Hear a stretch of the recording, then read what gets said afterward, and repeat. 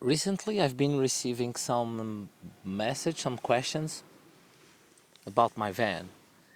And after 1 year living here, I have a pretty good idea about what's wrong and what's okay in this conversion I did. Um, but also have a pretty good idea about the size.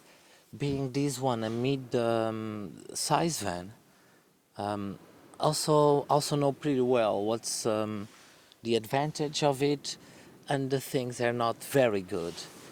So this is not just a video about my setup, but is also about the things I have, why I did them this way, and the improvements I want to do, why and what I want to change.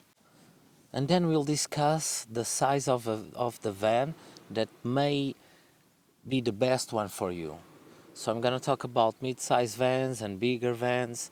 So for the ones who are thinking about buying a van, to help a little bit to know which one to choose. The reason my van is this size, I always wanted a van that could fit inside a container. Meaning when I'm traveling, sometimes I want to do it for longer, or I want to change some things. And if I have something behind, or if I have some kind of limit, I will not be able to do it. So I wanted a van that could fit inside a container, just in case one day I want to go to Australia, I want to go to America or something like that.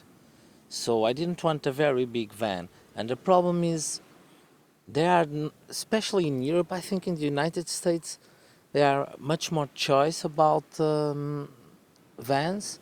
In Europe, the vans that go inside a container, there are only a few, and most of them are very, very small.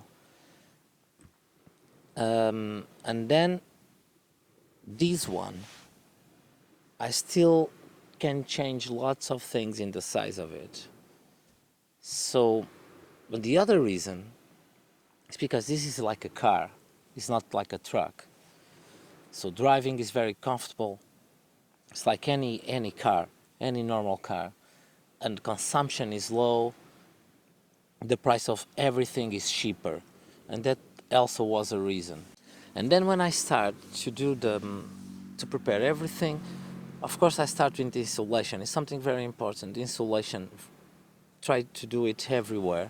Everything that is metal or glass is not good for summer or winter.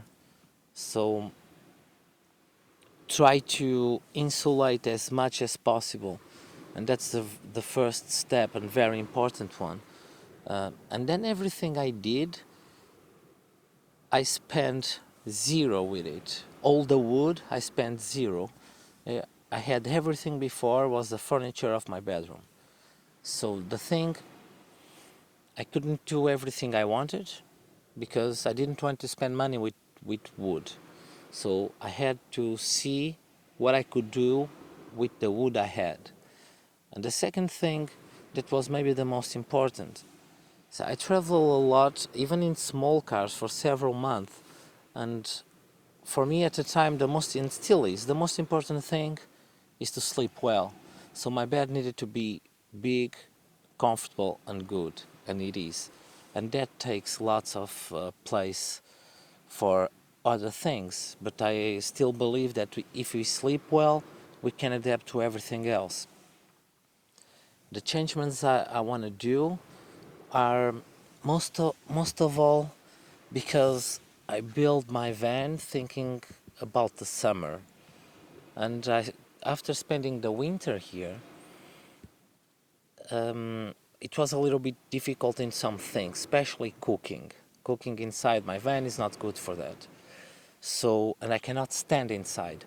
So the changements I want to do is the roof. I want to make it higher, and this van, because she's a very low, I can make it higher enough to stand inside and still fits inside a container. But I'll need to make a roof that doesn't exist. I need to do something there. I need to find someone to do exactly what I want. I cannot buy a standard one, and that's a little bit of a problem, and it'll make it a little bit expensive, I think. Then another thing that I also needed a lot, it was big storage, because I don't have any other place where to keep my stuff. Everything I have, all my belongings are inside my van. So I needed lots of place to keep lots of things. Even if in the future I will throw away half of it, because most of the things I don't even use, I don't need them. But in the beginning it's difficult. Even if I didn't have much stuff, I wanted to bring everything. So I have a very big storage, especially under the bed. Almost everything is storage. Then my bed I can make a couch, but I don't do that very much, because it doesn't change a great deal of things. Only in the winter, because it's much more comfortable to eat inside. In the summer the bed is always open, because I only go inside to sleep and to take things from the refrigerator to put outside. It's pretty much only that. So on this side I have all my personal stuff, like underwear, t-shirts, stuff like that, books, hard drives, and then other kind of stuff that like a few tools, the fans for where are they? Very useful when it's really warm outside. And then about the size of the van. A smaller van has some good points. Parking when visiting cities, and when to go to visit museums and being a tourist, this van is very good. It's bigger than a car, but not very big, and fits in a normal parking spot. So that's a very good advantage. And another very good one is, most of the people, when they look at it, they don't think it's a camper van.